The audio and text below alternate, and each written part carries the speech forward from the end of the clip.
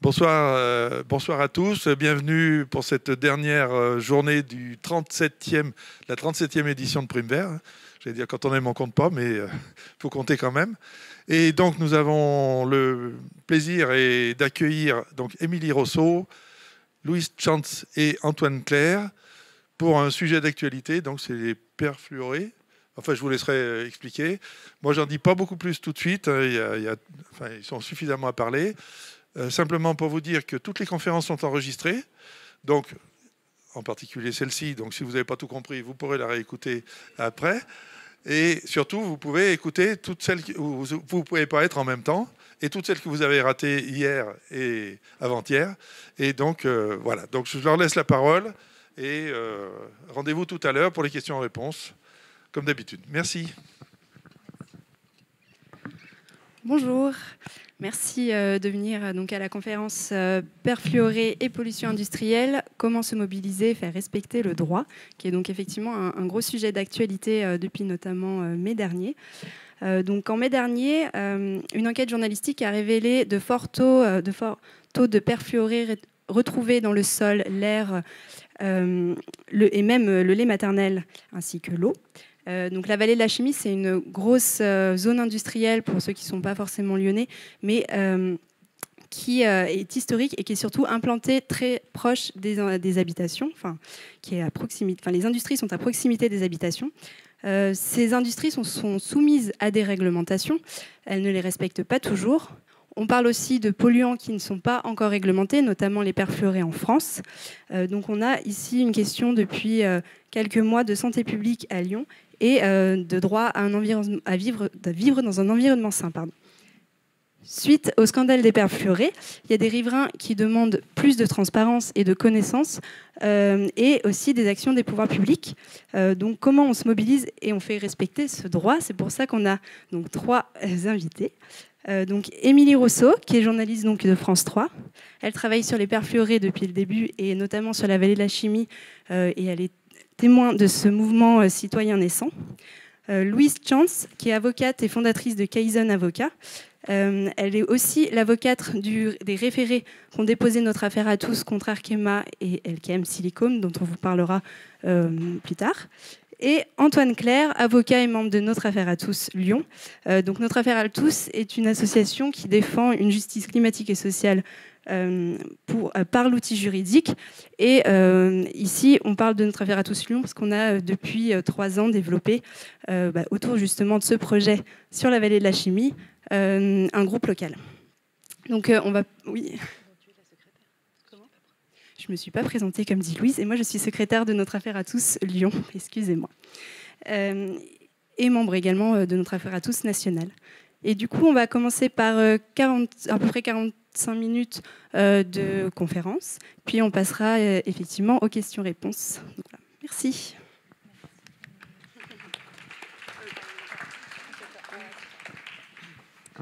Bonjour à tous.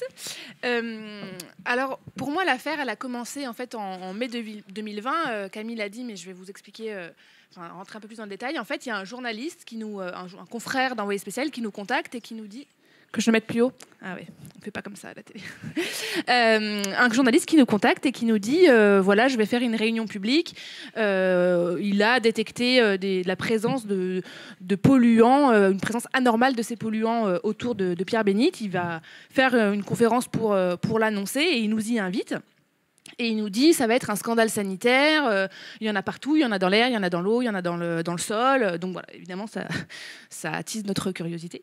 Donc, comme la plupart des gens ce soir-là, à la toute première réunion, moi, j'avais jamais entendu parler de perfluoré.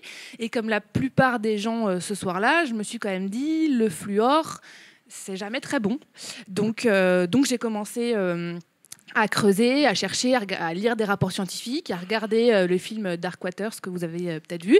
Et je me suis dit, ça a l'air sérieux.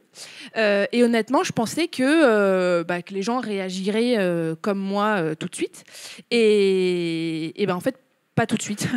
C'est-à-dire que dès les jours suivants, je me suis rendue à Pierre-Bénite. J'ai essayé de rencontrer les riverains, d'avoir leurs réactions. Alors c'est vrai qu'il y avait des parents inquiets à la sortie de l'école, mais j'ai aussi rencontré des gens et ça m'a un peu étonnés avec des réponses comme nous, les polluants, on en bouffe depuis des années, un peu résignés, ou on a d'autres problématiques, comme le pouvoir d'achat, etc. Et je me suis dit, du coup, c'est le rôle de France 3, ou en tout cas des journalistes de proximité, d'essayer de comprendre l'importance de cette pollution, l'ampleur de cette pollution, et de pouvoir dire aux gens, est-ce que c'était vraiment inquiétant ou est-ce que c'était pas si inquiétant que ça, ce qu'en pensaient les scientifiques, ce que faisaient les pouvoirs publics, etc. Donc c'est ce que j'ai fait, c'est ce qu'on a fait à France 3.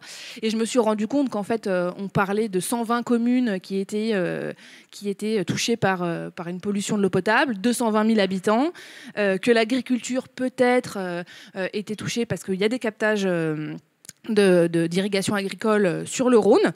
Alors voilà, c'est difficile en tant que journaliste de juger de l'ampleur d'une pollution, de son importance, quand en fait on n'a pas de normes, pas de réglementation, peu de seuils de toxicité, peu de données, peu de rapports, peu de valeurs de comparaison, etc. Donc notre travail, ça a été d'appeler des scientifiques à l'étranger, de compiler des données scientifiques pour essayer de comparer et de pouvoir dire attention, pas attention, voilà. Et j'ai commencé comme ça à suivre un groupe de mamans qui s'inquiétaient elles aussi.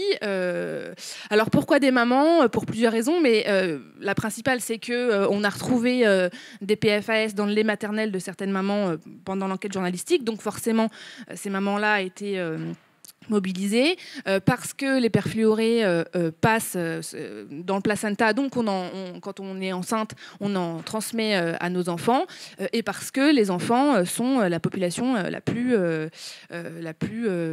vulnérable, merci, à ces composés.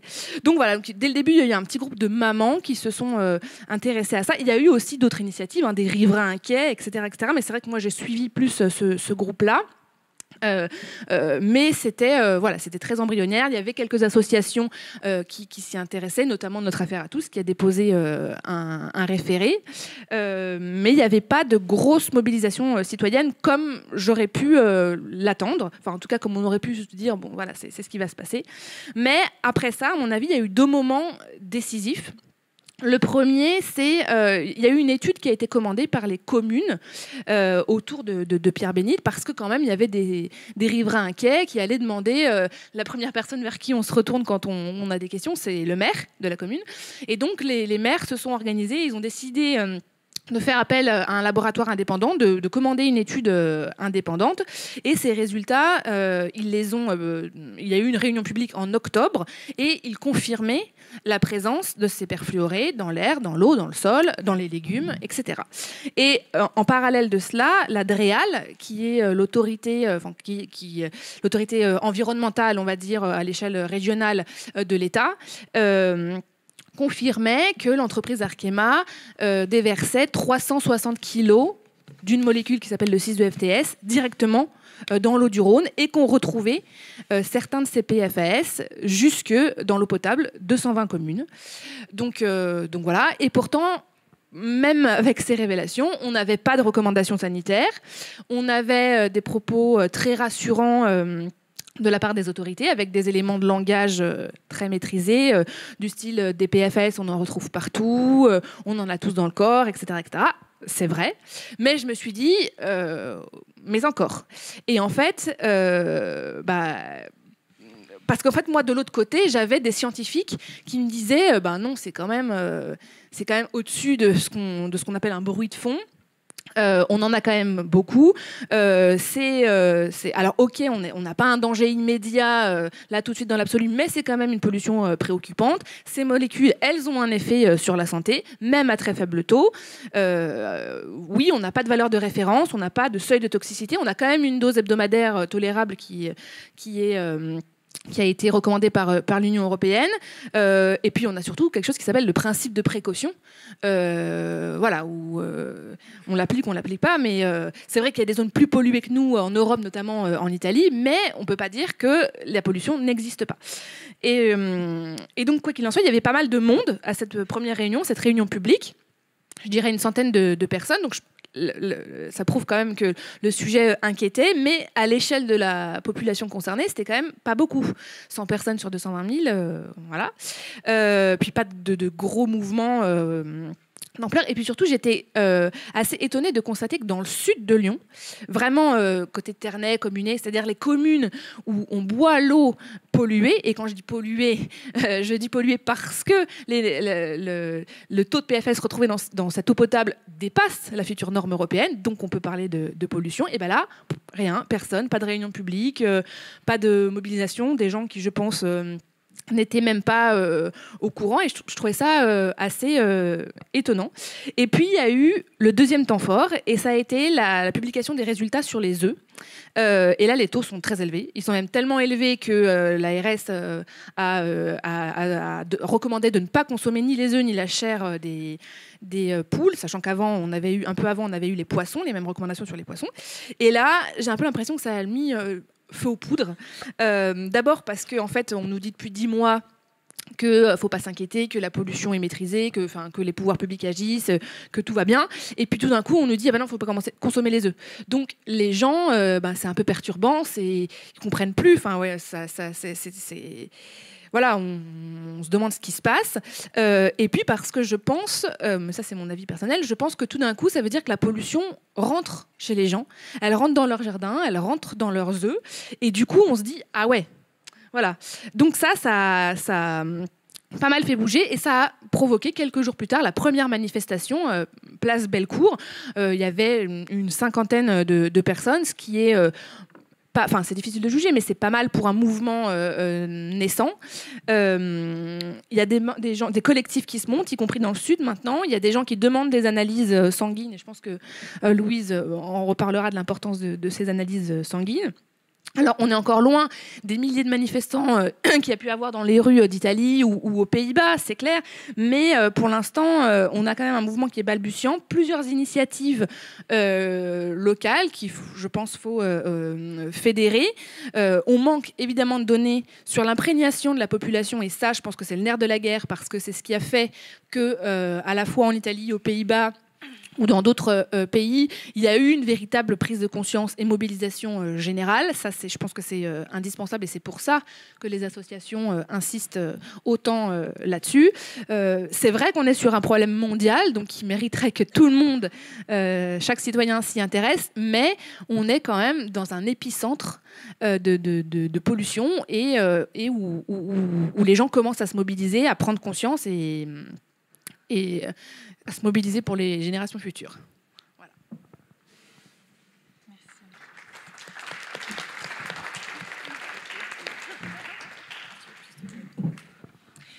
Bonjour, donc moi je m'appelle Louise Chance et effectivement je suis avocate au sein du cabinet Kaizen Avocat, et donc je représente notre affaire à tous Lyon dans le référé pénal environnemental qui a été déposé l'année dernière. Et donc je vais revenir un peu sur cette affaire, et après vous présenter quelques outils juridiques que peuvent utiliser les citoyens pour défendre l'environnement, pour prendre un peu de perspective. Donc vous repartirez avec une petite valise à outils pour défendre notre environnement. Donc, pour démarrer, effectivement, sur l'affaire Vallée de la Chimie, ce qui a été réalisé avec notre affaire à tous, au début, c'était une enquête avec des étudiants de Sciences Po Paris, de la clinique de droit Sciences Po Paris.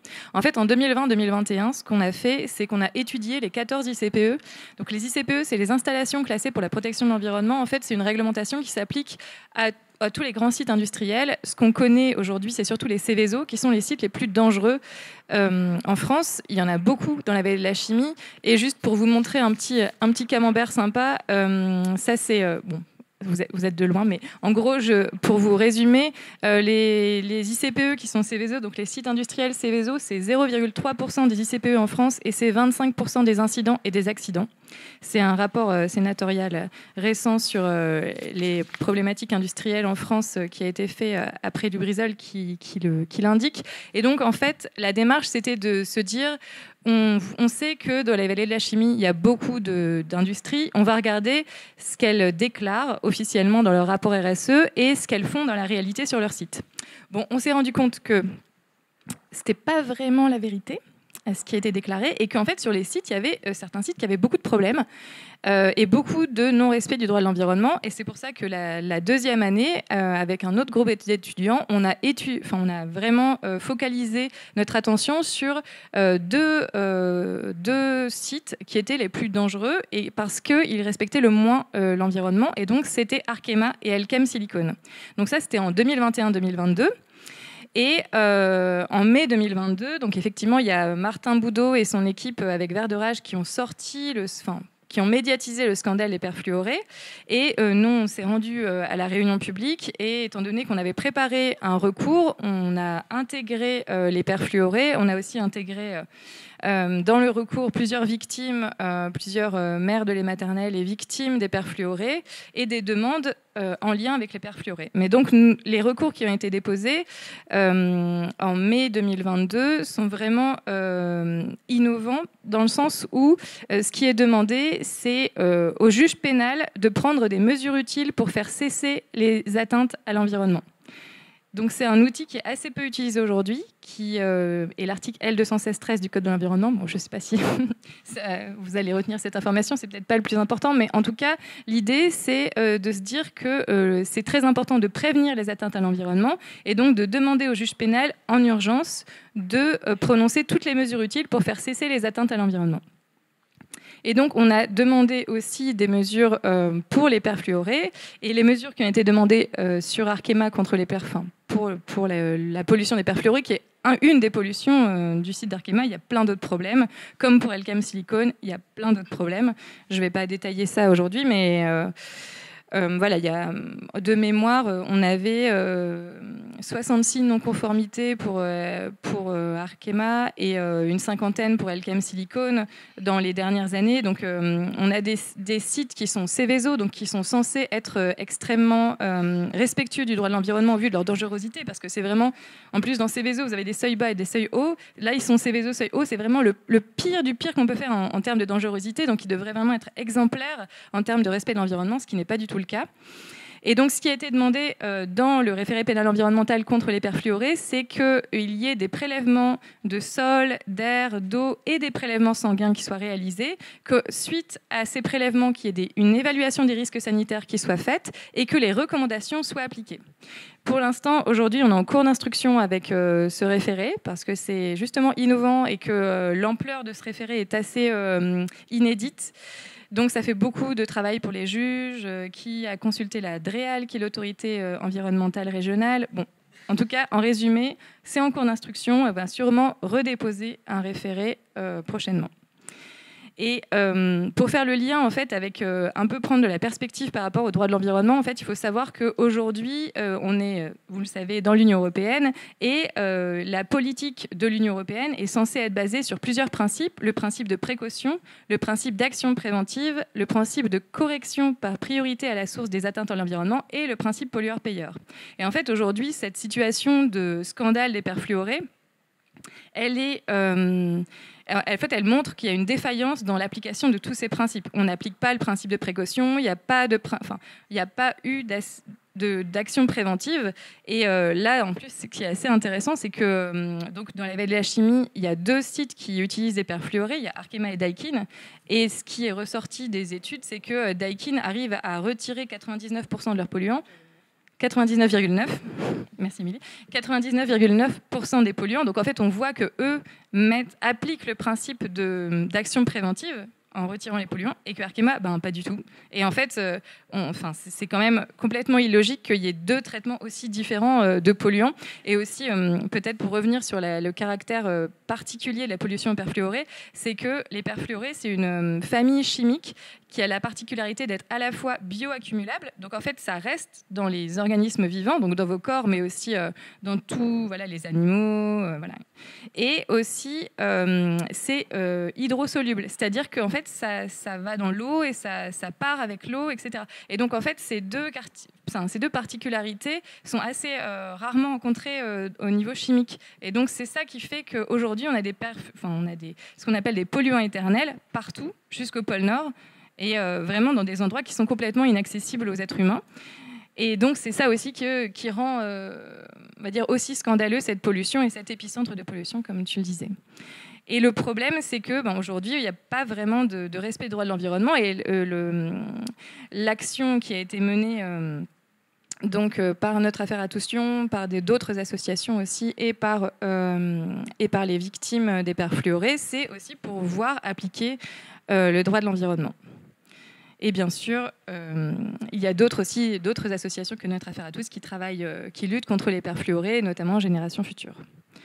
Et donc, pour finir, je vous détaille 3 outils juridiques à la disposition de tous les citoyens et les citoyennes pour faire appliquer le droit à vivre dans un environnement sain qui est considéré comme une liberté fondamentale. Enfin, ça, c'est vraiment intéressant, c'est qu'on voit aujourd'hui que le droit évolue pour prendre en compte notre environnement. Et donc, à la fois l'ONU et le Conseil d'État ont considéré en 2022 que le droit de vivre dans un environnement sain est une liberté fondamentale. Et c'est d'autant plus important que... c'est aussi pour ça que je vais vous transmettre ces 3 outils juridiques et ces informations qui peuvent vous permettre ensuite d'agir dans vos collectifs, etc., pour faire respecter le droit de l'environnement. Donc, le premier outil juridique, c'est le droit à l'information environnementale. En fait, il faut savoir que toute personne, tout citoyen a le droit d'avoir accès à toutes les informations environnementales qui sont détenues, reçues ou établies par les autorités publiques. Donc il n'y a pas besoin de motif particulier, vous avez juste à faire un courrier. Toute personne peut faire cette demande. C'est les articles L124-1 et suivants du Code de l'environnement. Et ce qui est vraiment intéressant, c'est qu'on parle d'information environnementale, on ne parle pas de documents administratifs, il n'y a pas de forme requise. En fait, toutes les informations environnementales détenues par les autorités publiques doivent être données. Et c'est un droit qui est encore plus étendu quand on parle des émissions de substances dans l'environnement. Donc en fait, tout ce qui a trait aux pollutions est un droit d'accès extrêmement étendu parce que c'est l'intérêt général. Donc voilà, vous avez le droit d'avoir accès à toutes les informations environnementales et les journalistes aussi. Le deuxième outil juridique, c'est les bases de données publiques environnementales. En fait, il existe aujourd'hui un site internet qui s'appelle GeoRisque qui permet d'accéder à plein d'informations qui sont hyper intéressantes, donc sur les ICPE, donc les sites industriels, sur les anciens sites industriels, ce qu'on appelle la CASIAS, sur les secteurs d'information sur les sols, c'est-à-dire les sols dont la pollution est avérée, et aussi sur les sites qui appellent un traitement curatif de pollution qui s'appelle Basol.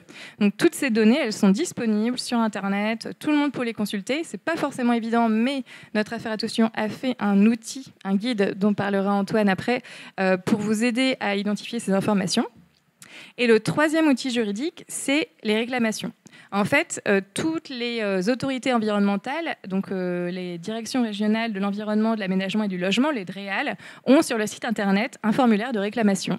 Donc si vous avez des doutes par rapport à une pollution quelconque, vous pourrez leur envoyer un formulaire de réclamation. Et croyez-moi, les inspecteurs de l'environnement sont très assidus et vont vraiment venir contrôler ensuite les sites pour voir si le droit de l'environnement est respecté ou non. Il y a aussi la possibilité, bien sûr, de contacter des associations de protection de l'environnement et le procureur de la République. Mais c'est vrai que c'est plus efficace de contacter une association et de faire des formulaires de réclamation, soit auprès de la DREAL, soit auprès de l'ARS, que de contacter directement le procureur de la République, qui est fort chargé. Donc tous ces outils, en fait, je vous les présente parce qu'ils sont assez méconnus et que pourtant ils sont très utiles. Et ça permet à la fois de défendre notre bien commun qui est notre environnement et aussi de matérialiser les risques pour les entreprises qui ne respectent pas le droit de l'environnement. Parce que si on a on peut parler de dépôt de déchets ou de pollution, peu importe. En fait, le problème, c'est que si les citoyens et citoyennes ne savent pas comment utiliser ces outils, ils ne peuvent pas contacter les bonnes autorités et après, il n'y a pas de contrôle, alors que ça serait bénéfique pour toute la société. Et enfin, un petit point, parce qu'apparemment c'est une question qui est souvent posée, c'est que oui, il est possible de se joindre au référé pénal environnemental qui va être redéposé si vous êtes victime ou si vous êtes une association qui est concernée par les perfluorés.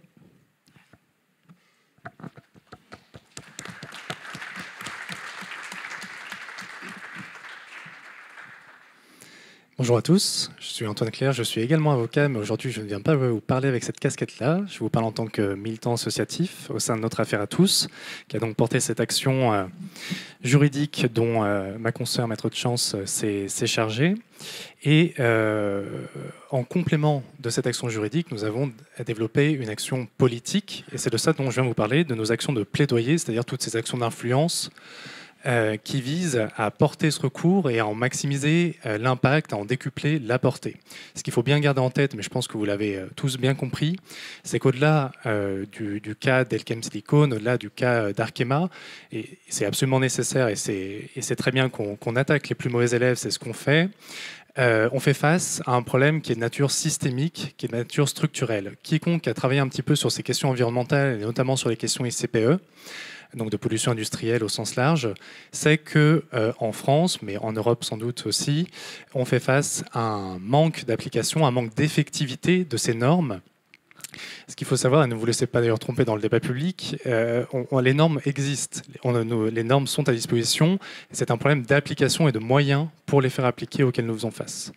Donc pour faire face à ce problème structurel, auquel on s'est attaqué, on a réfléchi à ce que l'on pouvait faire, nous, donc politiquement, à notre échelle, sachant que notre champ d'action est local chez Notre Affaire à tous Lyon.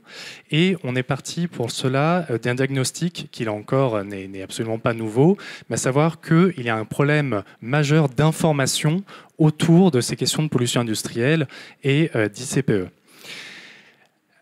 Un problème d'information qui concerne d'une part l'ensemble des parties prenantes, et je pense que votre réaction quand on parle d'ICPE, qu'on utilise tous ces acronymes, tous ces cycles, DREAL, etc., le prouve, c'est-à-dire que le citoyen non spécialiste, et c'est-à-dire la majorité, ne connaît pas en fait ces risques et toutes les règles qui existent pour l'en protéger. Mais il en va de même des élus, j'y reviendrai, et c'est pour ça qu'on a développé une action à cet égard. Et d'autre part, il y a un problème également d'accès à l'information scientifique, à la mesure, et on le voit bien là encore avec le cas de la vallée de la chimie et des PFS, c'est-à-dire que quand on n'a pas de réglementation sur une substance, on n'a pas d'obligation de la mesurer, donc on ne fait pas de mesure, et donc en fait elle n'existe pas. On n'a pas d'information, donc le problème n'existe pas tant qu'on ne le caractérise pas sur la base d'informations objectives. Donc là encore, on a réfléchi à des pistes pour résoudre cette difficulté. Alors pour revenir à l'information, à la formation même des parties prenantes, on a pris le parti, Louise y a fait mention rapidement, de rédiger des petits guides introductifs qui se veulent vulgarisateurs de toutes ces questions. Tout d'abord, un guide à destination des citoyens, qui revient de façon très, très accessible sur quelques notions qui vous ont déjà été présentées ce soir. Qu'est-ce qu'une ICPE? Combien sont-elles? De quoi parle-t-on exactement? Quel degré de dangerosité représente-t-elle? Comment s'informer en tant que citoyen? Louise vous a parlé par exemple de la plateforme Géorisque. Si personne ne vous parle de Géorisque, il y a peu de chances que vous tombiez dessus lors de vos recherches Internet ou sur les réseaux sociaux. Ce sont des choses qu'il faut connaître pour pouvoir ensuite utiliser. Et puis, bien sûr, quels sont les moyens d'action une fois qu'on est informé, comment agir? Et Louise, là encore, vous a parlé notamment de cette possibilité de déposer une sorte de plainte au travers d'un formulaire de réclamation que vous trouvez librement en ligne en tapant ces mots-clés, là, ceux que je viens de vous annoncer, formulaire réclamation, c'est sur le site de la DREAL, je crois, et ensuite vous pouvez transmettre le formulaire à l'autorité compétente en espérant que celle-ci agisse. Bon, ces livrets, évidemment, sont disponibles en format numérique en ligne pour tous. Et d'autre part, et de façon peut-être moins intuitive, pourrait-on dire, nous avons tenu également à nous adresser aux élus locaux. Il faut savoir que sur le territoire de la métropole, on est dans une situation un peu particulière parce que cette métropole chapeaute donc les communes qui composent donc le territoire métropolitain lyonnais, donc Lyon et puis toutes les communes adjacentes. Et la métropole a hérité, en quelque sorte, elle a bénéficié d'un transfert de compétences, pour brosser les choses à grands traits, en matière environnementale. Or, les maires et les autres élus locaux des communes du territoire métropolitain, en tout cas nous estimons qu'ils ne sont pas pour autant désinvestis de toute responsabilité et de tout pouvoir d'action en la matière. Or, là encore, au même titre que le reste des citoyens, on l'a constaté, nous, durant nos recherches et l'élaboration de nos actions, que même, pourrait-on dire, les élus locaux qui ont pourtant la responsabilité d'agir et de protéger leurs citoyens, leurs administrés, dans des territoires, des communes qui parfois hébergent ou avoisinent des ICPE, eh bien, ces élus, là encore, ne sont pas formés, n'ont pas ces compétences techniques et les rudiments juridiques pour appréhender ces problèmes et les gérer au mieux. C'est pour ça que nous avons rédigé ce guide qui, tout en étant vulgarisateur, se veut peut-être un peu plus technique. On se permet d'aller dans des détails peut-être un peu plus précis et juridiques, et d'être aussi un peu plus prescriptif sur le rôle que, selon nous, l'élu local devrait adopter, notamment en tant que vigie de ces risques industriels, mais au même titre d'ailleurs que des citoyens qui se font les sentinelles de ces risques et de ces accidents en matière de pollution industrielle. Et puis, un rôle également peut-être de courroie de transmission, de relayer les inquiétudes des citoyens à des échelles plus supérieures, c'est-à-dire la métropole pour ce qui nous intéresse, voire à l'échelle nationale. Il ne faut pas oublier que les maires ont quand même un pouvoir d'influence quand ils se réunissent au travers de l'Association des maires de France, des écomaires, etc. Donc là encore, il y a des actions de plaidoyer à mener, car évidemment, et ça on en a tous bien conscience, encore une fois le problème est systémique, et donc si on le résout, ce sera nécessairement à l'échelle nationale, voire européenne et internationale, pour un phénomène qui évidemment ne connaît pas les frontières. Voilà pour ce qui est de la formation, de l'information également, des actions qui auront vocation également à se décliner, peut-être sous la forme d'ateliers, d'éducation populaire, de formation, etc. Ça fera sans doute partie des choses à venir. Deuxième point, pour revenir à la science, le rôle de la science, et pour ceux qui ont vu et qui sont intéressés de près au scandale des PFAS, au reportage Vert de Rage, on voit bien à quel point l'information scientifique tient un rôle central et crucial, puisqu'il a fallu un chercheur indépendant pour réaliser ces mesures à l'origine et mettre en lumière ce problème-là. Et donc face à ce problème de l'accès à l'information, auquel on se heurte d'ailleurs souvent, notamment en tant qu'avocat dans nos dossiers en droit de l'environnement, eh bien, nous avons lancé pour projet, alors à moyen et long terme, parce que c'est un projet d'une certaine ampleur, la création d'un institut éco-citoyen. Alors pour ceux qui s'intéressent un peu à ces sujets, vous en avez peut-être déjà entendu parler, parce qu'il existe un tel institut à Fos-sur-Mer, à côté de Marseille, dans le sud. Et il va être créé également un institut semblable à Rouen, suite au scandale à l'accident de Lubrizol.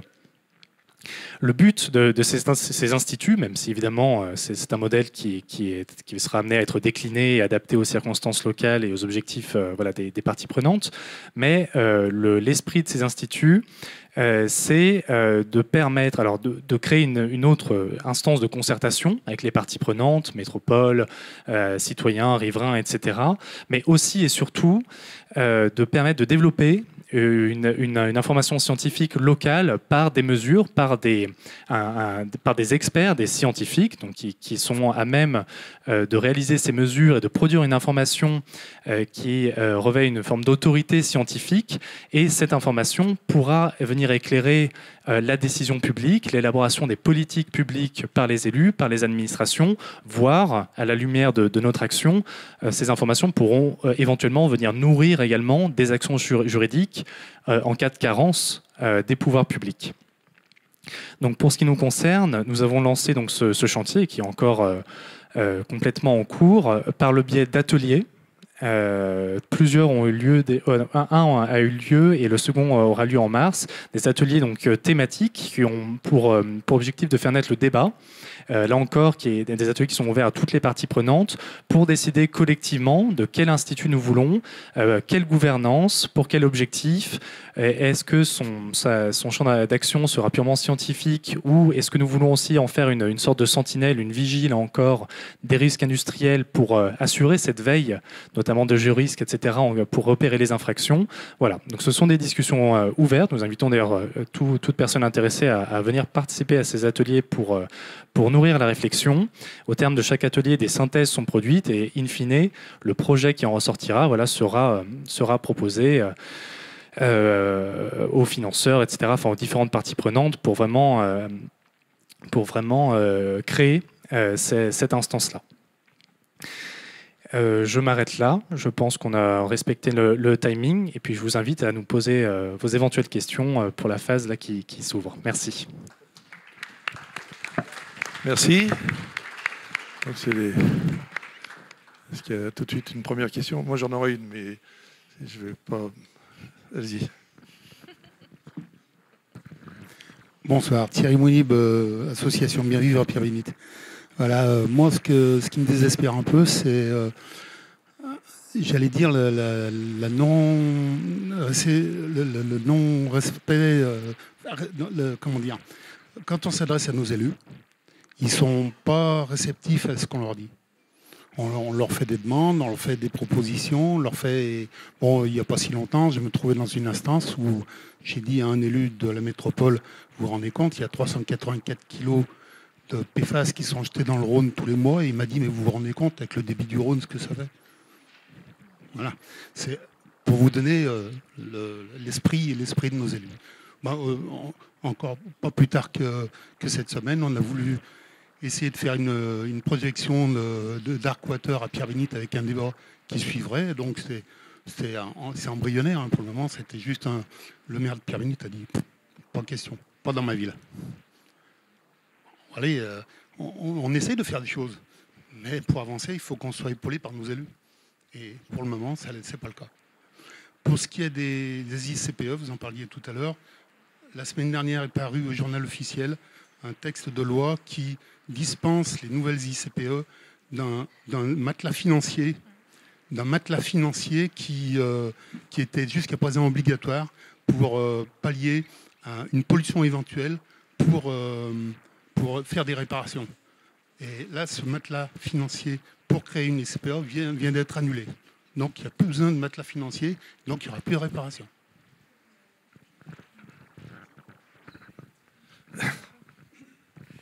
Bonjour, Anne Gros-Perrin, vice-présidente de la métropole déléguée au cycle de l'eau. Donc je vais vous poser directement la question, Thierry Mounib, quel élu métropolitain a pu vous dire une chose pareille? Puisque je suis quand même très étonnée de ce que vous dites. On travaille à la métropole depuis des mois et des mois sur cette problématique des perfluorés.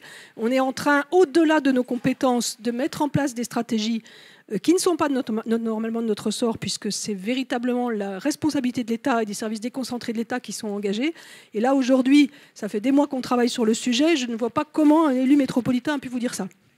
J'étais peut-être hors sujet, parce que c'était lors d'une réunion en préfecture avec le préfet, donc en aparté de la réunion en préfecture, où j'ai abordé le sujet, mais en aparté avec l'élu du Grand Lyon, et c'est ce qu'il m'a répondu. Oui, Pierre Athanase, vice-président de la métropole, en charge de l'environnement et de la prévention des risques. Évidemment, cette pollution-là est une pollution qui est particulièrement complexe, puisqu'on l'a effectivement identifiée sur l'eau. Et le peu de moyens qui ont été mis par l'État depuis ce printemps sur la recherche se sont concentrés sur l'eau. Et on sait maintenant qu'avec la pollution sur les œufs qui a été détectée, cette pollution est bel et bien atmosphérique. Ce qui veut dire qu'on est sur des territoires qu'on ne connaît pas encore. Les services de l'État restent concentrés sur la rive droite du Rhône, ce qui est juste scandaleux. Donc je suis intervenu à plusieurs reprises pour demander à ce qu'on prenne également la rive gauche en considération.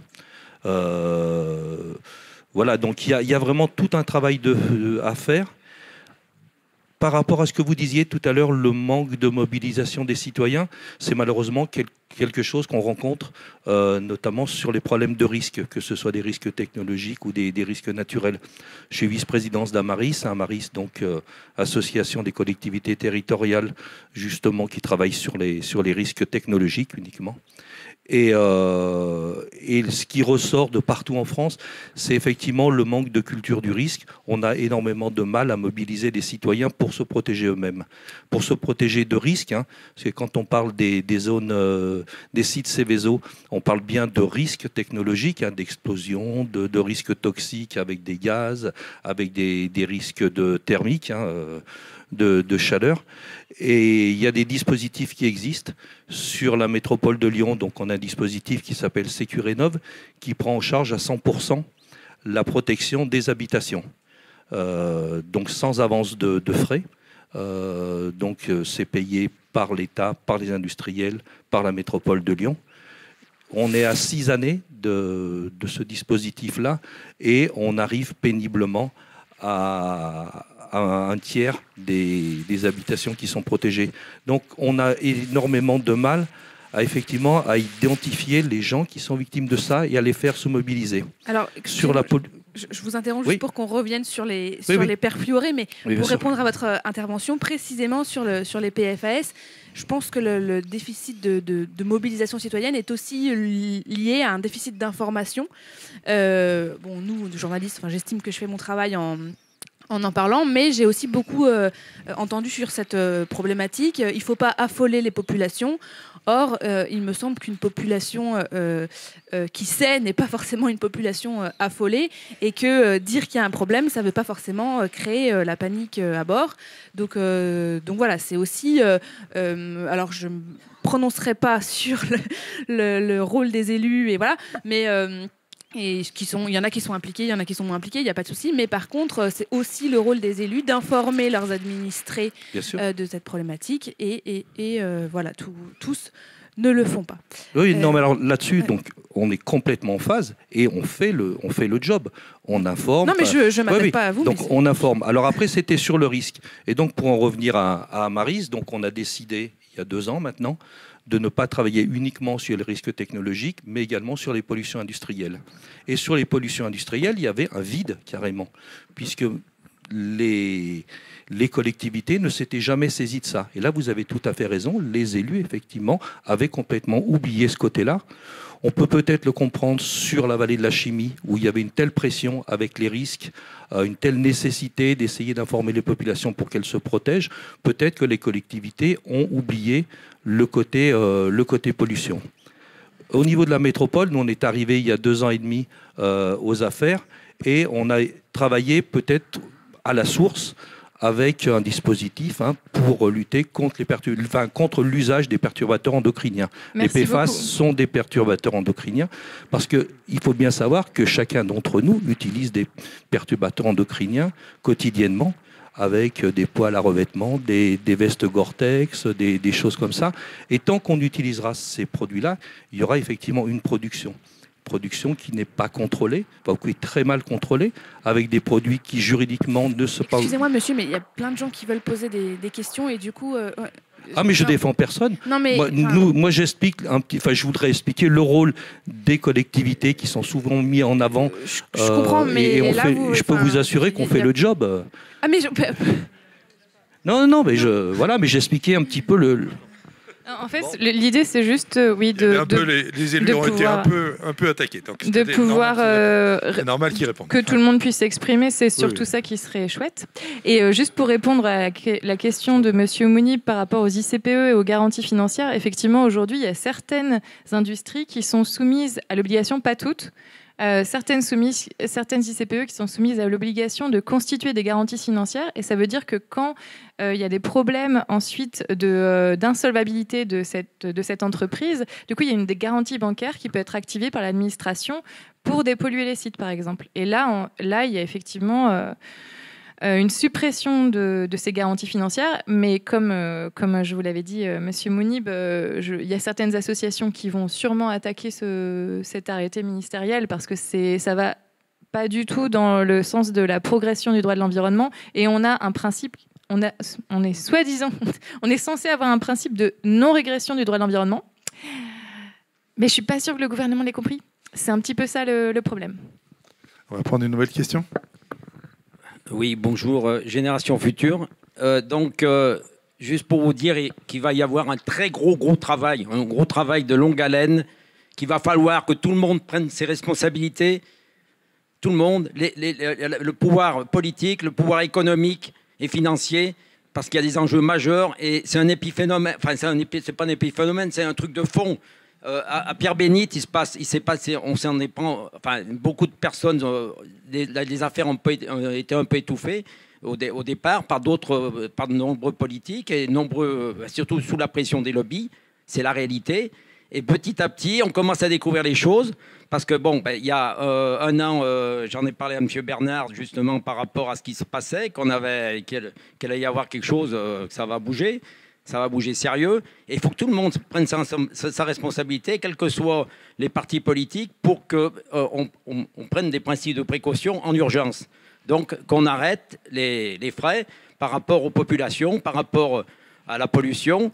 Donc ça, c'est l'urgence. Et puis il y a le moyen et long terme. Moyen et long terme, il y a un gros travail à faire, mais c'est un travail pour les associations. Toutes les associations ensemble doivent travailler avec tous les partis politiques qui sont partants et qu'il y ait une transparence totale par rapport au travail de chacun et qu'on travaille ensemble, tous ensemble, que ce soit au niveau juridique, au niveau de la pression sur le terrain, sur les acteurs économiques, au niveau de la com. Nous, on a travaillé 3 jours. Ça fait 3 jours qu'on travaille en permanence là, sur le terrain pour essayer de récupérer des informations. On a récupéré des gens, des experts, parce qu'il faudra beaucoup d'experts scientifiques pour analyser concrètement les conséquences. On travaille sur le sujet. Ça fait 3 ans qu'on travaille là-dessus, la Génération Future.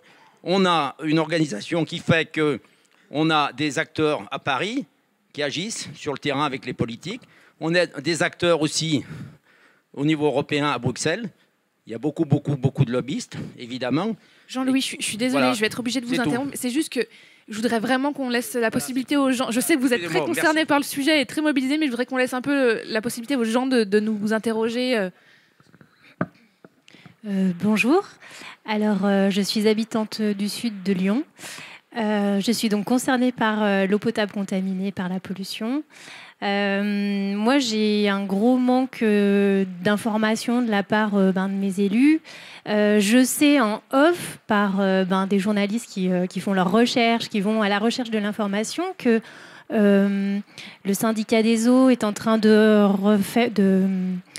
renouveler sa DSP et donc peut-être il va y avoir une mise en place de filtres pour les PFAS. Mais moi, citoyenne qui bois l'eau chaque jour, je prends mes dispositions. J'ai besoin de savoir où en sont les recherches. Et d'autre part, je sais aussi, pareil, de la part d'un journaliste, que des études vont être menées sur des prélèvements de sol, peut-être d'œufs, de terre, je ne sais pas. En fait, dans l'Est aussi, on me dit qu'il va y avoir des prélèvements. Mais moi, je ne suis pas informée. Moi, je suis en recherche de cette information. Je souhaite faire analyser les œufs de mes poules. Je souhaite faire analyser ma nappe souterraine, mon sol. J'ai besoin de savoir aujourd'hui jusqu'où va cette pollution. Je sais que les retombées sont très importantes dans les 5 km, mais au-delà, je crois qu'il n'y a pas d'études qui existent encore aujourd'hui. Qu'est-ce qu'on attend ? J'ai besoin de réponses. Je vais faire une première... C'est vrai qu'il y a encore des analyses en cours de la part de l'État, notamment cette fois plus à l'Est, parce que je pense aux légumes, mais celles qui ont été publiées sur les légumes concernaient surtout les légumes de l'Ouest. Voilà, je ne peux pas commenter l'action des pouvoirs publics. Je sais qu'il y a des études en cours et que c'est souvent un argument qu'on nous oppose à nous, journalistes. Quand on demande des comptes, on nous dit mais il y a encore des analyses en cours. Bon, donc on attend les analyses suivantes. Voilà, c'est vrai que l'installation des filtres, j'en ai aussi entendu parler, mais je n'ai pas d'informations ni fiables, ni de communication officielle de la part des syndicats concernés. Que vous dire, à part vous adresser directement à ces pouvoirs publics et... Oui. Si on peut justement avoir la réponse. Juste répondre à ce sujet, parce que donc effectivement les perfluorés, c'est les polluants éternels, c'est un sujet mondial, c'est un sujet systémique comme le disait Antoine. Et en fait, là on a eu une réunion, on est en train de monter un comité on se coordonne entre les avocats européens qui travaillent sur ces sujets. Et c'est hyper intéressant de voir comment réagissent les autres États. Et par exemple, en Italie, ils sont beaucoup plus avancés dans leurs actions juridiques. Et donc, ils sont en cours d'une action pénale. Donc, il y a un groupe d'avocats qui représente 200 victimes et qui demande l'inculpation au niveau pénal d'une entreprise en particulier qui a contaminé. Et eux se basent pour demander ça, donc c'est mise en danger d'autrui, notamment et pollution de l'eau. Et ils se basent sur des prélèvements sanguins qui ont été réalisés par les autorités publiques. Et je trouvais que cette information était vraiment intéressante parce qu'aujourd'hui, ces prélèvements sanguins, ils sont demandés par tout le monde, ils ne sont pas réalisés. Et en fait, c'est vraiment les prélèvements sanguins, c'est ça qui va pouvoir caractériser. Enfin, c'est aussi dans Darkwater, si vous l'avez vu, c'est sur ça qu'ils se basent, que les avocats se basent, pour ensuite pouvoir caractériser la contamination réelle des personnes, en fait. Parce que, effectivement, l'avantage et le désavantage, parce que ça peut aussi être un avantage juridique d'avoir des polluants bioaccumulables. Parce qu'en fait, on peut dire, voilà, vous avez été particulièrement exposé, vous non. Il y a d'autres polluants qui ne sont pas du tout bioaccumulables. Par exemple, le perchloréthylène, le trichloréthylène, c'est des polluants qui sont très volatiles. Donc, ils passent dans le corps, ils sortent. En fait, on ne peut pas du tout mesurer à quel point on est contaminé ou pas. On peut voir pendant quelle durée on a été exposé, mais on n'a pas du tout de moyen de calculer fiablement, ce qui empêche après, juridiquement, d'aller plus loin parce qu'en fait il faut vraiment qu'on se base sur des données fiables et là du coup les prélèvements sanguins sont vraiment importants.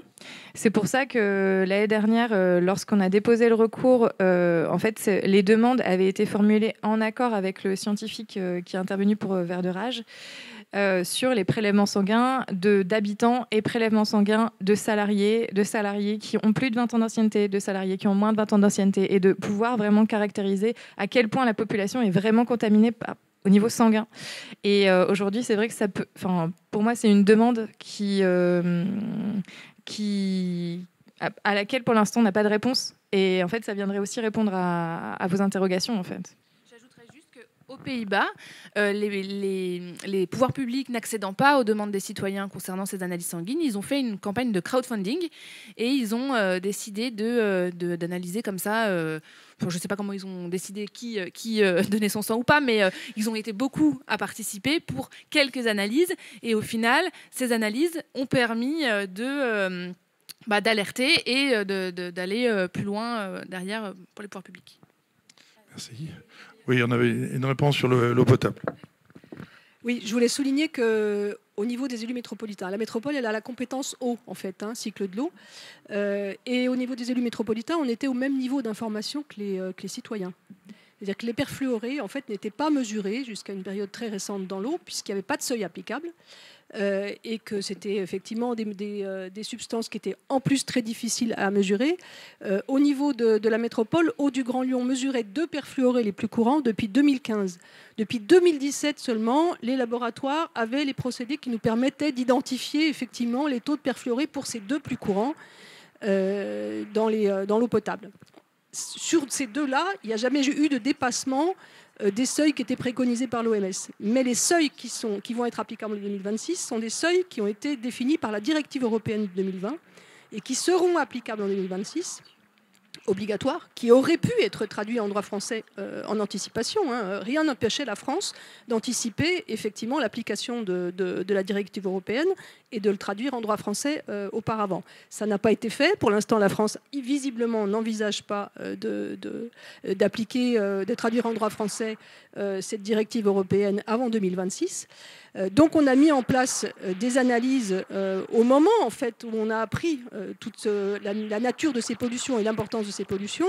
On a mis en place des analyses depuis 3 trimestres sur l'eau potable, sur l'ensemble de la métropole. Et pas seulement au sud, sur les communes concernées, puisque c'est les communes qui sont effectivement délivrées par le captage de Ternay, qui est le syndicat Rhône-Sud, qui n'est pas le Eau du Grand Lyon, c'est-à-dire la régie publique maintenant qui gère l'ensemble de l'eau potable pour le reste de la métropole, qui, elle, est captée au nord de Lyon, sur le champ captant de Crépy-Charmy, sur lequel il n'y a aucune problématique de perfluoré, heureusement, et qui dessert le reste des autres communes.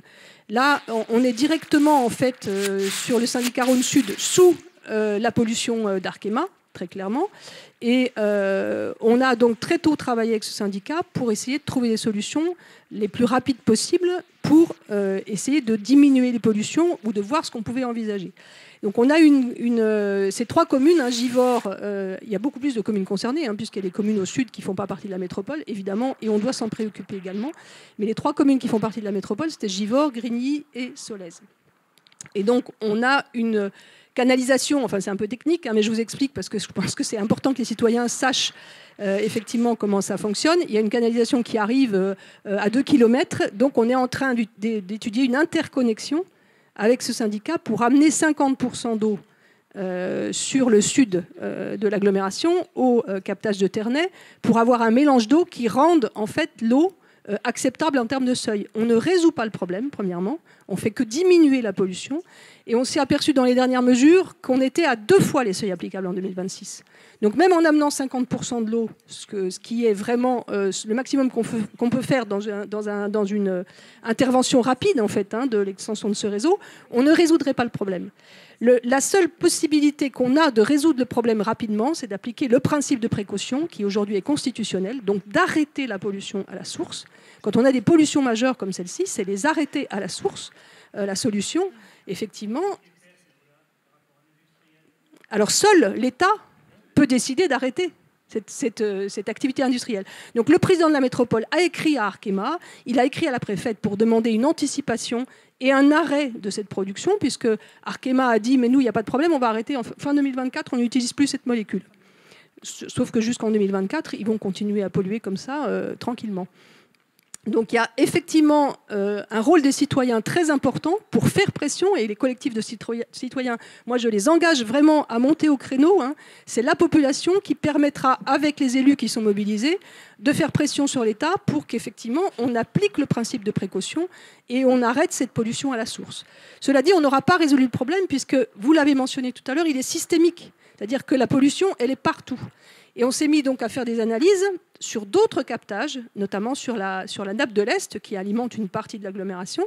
Et sur la nappe de l'Est, on a un captage sur lequel on a repéré, on mesure les 20 perfluorés donc, qui sont concernés par le nouveau seuil, on a repéré des taux qui sont supérieurs à ceux rejetés par Arkema.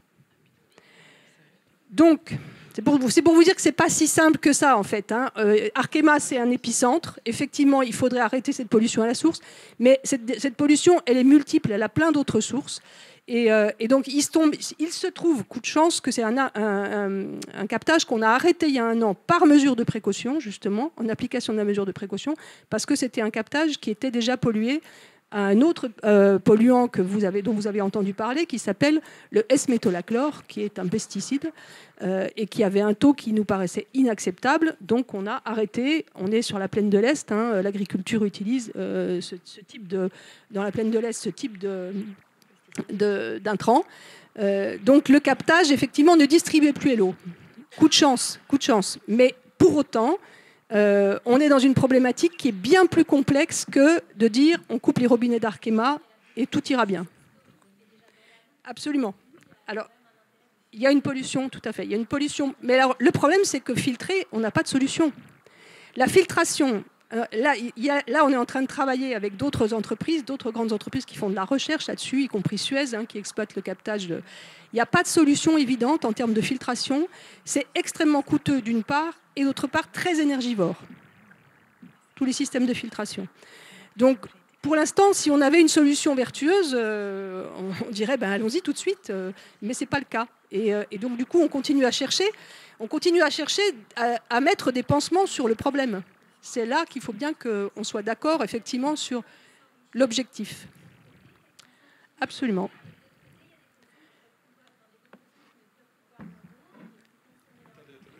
On ne vous entend pas, je vais revenir vers vous. Parce que comme c'est enregistré, il vaut mieux qu'on vous entende tant qu'à faire. Je ne veux pas monopoliser la parole, mais il y a quand même une hypocrisie, parce que d'un côté, on accepte que des entreprises s'enrichissent en déversant des polluants dans des ressources qui sont communes, notre eau, nos poissons. Enfin, là, on parle de notre consommation d'eau, mais on ne pense pas à toute la biodiversité qui est impactée dans tout ce bassin en dessous de toute cette vallée de la chimie. Enfin, j'aime pas dire vallée, mais ce couloir. L'arboriculture. Enfin, je pense qu'on est tous ici à Prime-Vert très sensibles à tout ça. Et donc, comment aujourd'hui, ok, on sait ce qui se passe, on a pris des mauvaises décisions, d'accord, bon, bah maintenant on arrête et qu'est-ce qu'on fait ? Eh bien oui, qu'est-ce qu'on fait? Qui c'est on? Moi, je suis là. Moi, je suis là, je suis dans le sud-est, je veux me mobiliser. J'arrive pas à trouver des gens. Et voilà. Bon, je veux bien passer la parole. Merci.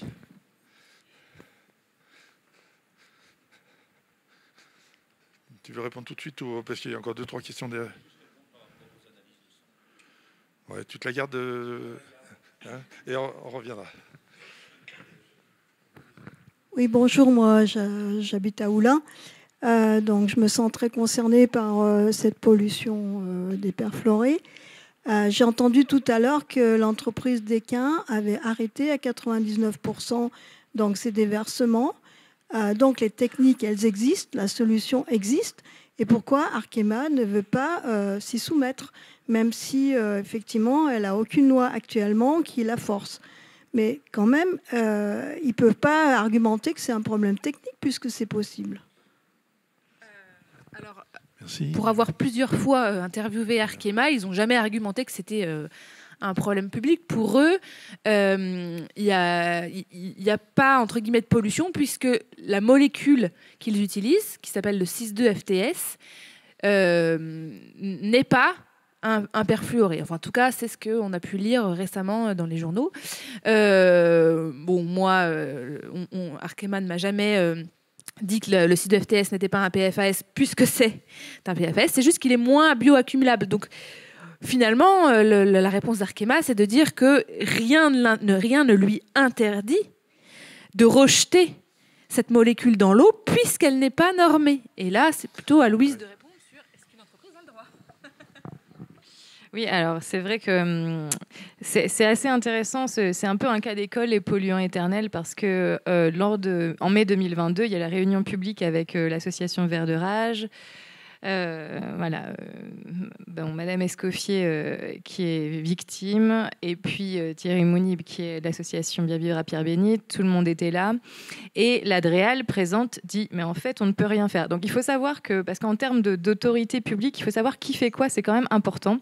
C'est que c'est la préfecture qui a la police des ICPE. Donc la préfecture peut décider de suspendre et de fermer une entreprise.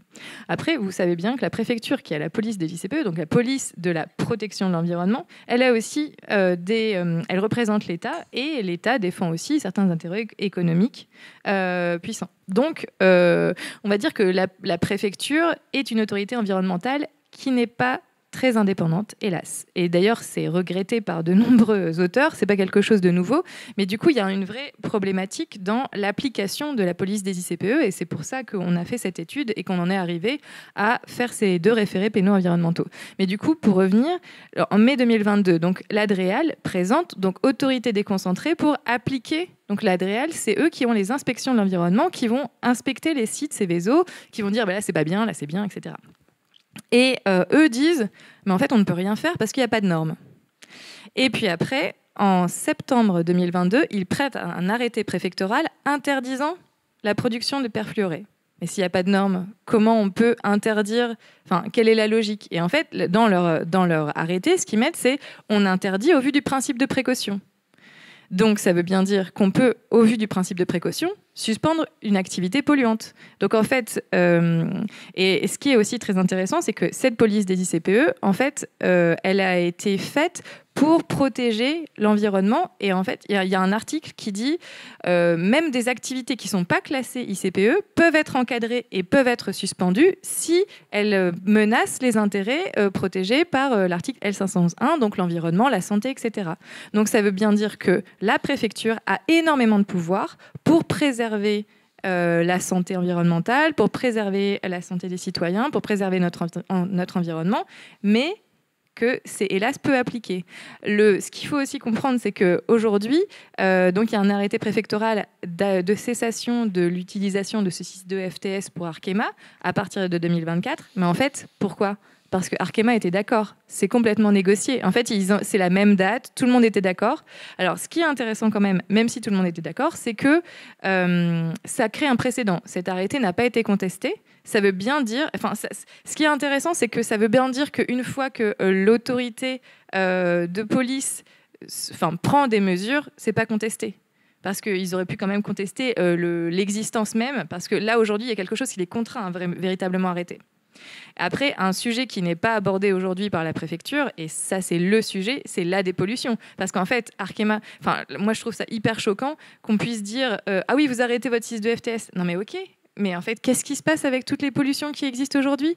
Qu'est-ce qu'on va faire ? Et effectivement, il y a une multinationale qui s'enrichit et en fait, qui a allègrement pollué toute une zone d'habitation, l'eau, l'air, etc. Et puis on va dire c'est bon, vous arrêtez. Mais en fait, non, maintenant il faut dépolluer, il faut faire des études sur la population. En fait, je veux dire, il y a une responsabilité derrière tout ça. Et c'est pour ça que nous, là, ce qui est demandé, c'est d'abord les prélèvements sanguins et l'évaluation des risques sanitaires, parce qu'en fait, c'est ça la base pour ensuite venir demander plus de mesures. Parce qu'aujourd'hui, il n'y a pas d'état des lieux de toute la pollution qui existe, de à quel point la population est contaminée, les œufs, la nature, les poissons, etc. En fait, il faut vraiment faire un état des lieux. Mais c'est vrai que je trouve ça hyper bien que la métropole mette des mesures en place, mais en même temps, est-ce que c'est à l'argent public de payer des mesures pour des entreprises ? Là, si on regarde le principe de pollueur-payeur, en fait, le principe pollueur-payeur qui existe aujourd'hui dans le Code de l'environnement, c'est 3 obligations. C'est de payer les mesures de prévention de la pollution, de payer les mesures de réduction de la pollution et de payer les mesures de lutte contre la pollution. Et en fait, aujourd'hui, on voit bien que c'est pas du tout appliqué et ça, c'est complètement anormal. Et ça, c'est aussi ce qu'on pense réclamer ensuite dans un second temps à la préfecture, parce qu'en fait la préfecture devrait faire appliquer ce principe pollueur-payeur et aujourd'hui c'est pas le cas. On va prendre encore une question derrière. Bon, c'est plus une remarque parce qu'on n'a plus beaucoup de temps, mais du coup je suis militant à Extinction Rebellion. On a fait une grosse action contre Arkema et contre l'Adréal en décembre dernier et voilà, on est très énervé et on cherche à discuter ensemble de voir qu'est-ce qu'on peut faire tous ensemble contre Arkema, qui sont eux la vraie cible, hein, je pense qu'on est tous d'accord là-dessus. Voilà, donc n'hésitez pas à venir me voir pour qu'on puisse échanger nos contacts. Merci. Ah oui, j'avais une dame là-bas. J'essaye de partager le micro, ce qui n'est pas toujours simple. Bonjour, je suis également une habitante de la région concernée, donc j'avais une question déjà très terre-à-terre. Vous avez parlé de réclamation à l'Adréal, c'est quoi une réclamation efficace ? Est-ce qu'il faut faire une réclamation pour le lieu où on habite, une réclamation pour le contrôle d'Arkema ? Qu'est-ce qu'on doit demander ? Alors là, c'est vrai que je parlais de réclamation dans le sens si vous constatez une pollution et que vous voulez alerter les inspecteurs de l'environnement qui ne connaissent pas cette pollution, là, on n'est pas dans ce cas-là parce qu'en fait, là, aujourd'hui, l'Adréal connaît tout à fait cette pollution. Donc là, c'est plutôt si vous voulez vous rejoindre à un collectif de citoyens ou vous joindre à l'action, vous pouvez. Et après, pour information, parce que c'est quand même une information assez scandaleuse, c'est que depuis mai 2022, Arkema n'a plus d'inspecteur de l'environnement. Et ma deuxième question, c'était pour ceux qui ne sont pas concernés par la métropole. Est-ce qu'on peut aussi demander des comptes aux distributeurs d'eau, type Veolia, Suez, etc. Ou est-ce qu'en tant qu'habitant, il n'y a rien à faire de ce côté-là ? Oui, effectivement. Tous les acteurs sont concernés, surtout au niveau de la distribution de l'eau potable. C'est vrai qu'il y a des obligations qui sont imposées par les arrêtés ministériels et par le Code de la santé publique. Donc en fait, il y a plein de responsables, mais bon, comme le disait le militant d'Extinction Rebellion, on sait aussi qu'il y a un vrai sujet aussi sur qui est visé. Parce que en fait, voilà, on sait qui pollue. En tout cas, toutes les études jusqu'à présent montrent que ce serait bien Arkema et pas du tout Daikin, parce que initialement, en fait, c'était il y a 2 producteurs de perfluorés dans la vallée de la Chimie. On ne sait pas qui pollue et en fait, Daikin a réussi à prouver qu'ils éliminaient 99,9% des perfluorés dans leur eau. Donc, c'est pas du tout les mêmes proportions. Pas encore une question. Oui, c'est Jean-François Baudin. Moi, j'ai plein de casquettes différentes. La première, c'est que j'habite Irigny, donc le secteur en aval de Pierre-Bénite, et c'est important. La seconde, c'est que je suis pas élu, mais j'ai été candidat aux législatives quand l'affaire a éclaté. J'aurais envie de dire que, comme Émilie et comme Thierry, je trouve que les élus, en tout cas, sont embarrassés et ont du mal à nous appuyer et à nous soutenir. Et par contre, je remercie les 3 vice-présidents de la métropole de Lyon qui sont là aujourd'hui et qui apportent des éléments qui sont intéressants. Et contrairement, monsieur d'Arkema, d'Extinction Rebellion, pardon, voilà, le lapsus. C'était Arkema Rebellion, il faut un featuring. C'est Arkema Rebellion, ouais, voilà. C'est certain que c'est Arkema le responsable de la pollution, mais Arkema est mu par des intérêts économiques. Et je pense que tant que le politique ne reprendra pas le pouvoir sur l'économie, on n'arrivera à rien. Et au niveau politique, on a identifié, vous nous avez aidé, et j'ai des questions pour vous. Je voudrais vous redonner la parole parce que on vous écoute, on aimerait avoir des réponses aussi sur certains aspects. Le politique, on sait qui peut agir, hein, vous l'avez dit, derrière la préfecture, c'est l'État. Sur ce territoire, il y a au moins 3 représentants de l'État qui sont députés, qui font partie tous de la majorité présidentielle, chacun membre d'une des composantes de la majorité présidentielle, Agir, Renaissance et le Modem. 2 d'entre eux, celui qui est au Modem, Cyril Isaac-Sibyl, est médecin, donc il pourrait être intéressé par ces problèmes de santé. Le deuxième, le député Jean-Luc Fugit, lui, il est chimiste, donc à mon avis, il devrait savoir de quoi il parle sur ces questions-là. Apparemment, Cyril Isaac-Sibyl, lors de la réunion du mois de mai, ne savait pas quoi faire puisqu'il demandait aux journalistes qu'est-ce qu'il fallait faire. Moi, étant candidat, j'avais suggéré l'idée de créer une commission d'enquête, ce qu'il a fait dans l'été, après avoir été élu, mais la commission d'enquête, on n'en a pas entendu parler. Alors, ma question, c'est la première, j'en ai 2. La première, c'est le référé que vous avez fait, il en est où ? Comment on peut, quel est le calendrier ? Qu'est-ce qu'on attend de ce référé-là ? D'autant qu'on sait que ce qu'il faudrait, c'est d'abord, arrêter de polluer tout de suite et pas attendre 2024 ou 2026. Et la deuxième question, c'est qu'est-ce qu'on peut faire, justement, pour pouvoir agir rapidement ? Est-ce qu'il y a une autre action en justice qui nous permettrait d'avoir cette... comment dire, des décisions qui viennent pour arrêter, pas fermer l'usine, mais arrêter la production de pollution. Et si j'ai une 3e question, ça c'est ma 3e casquette, je suis responsable du mouvement des AMAP, c'est les agriculteurs.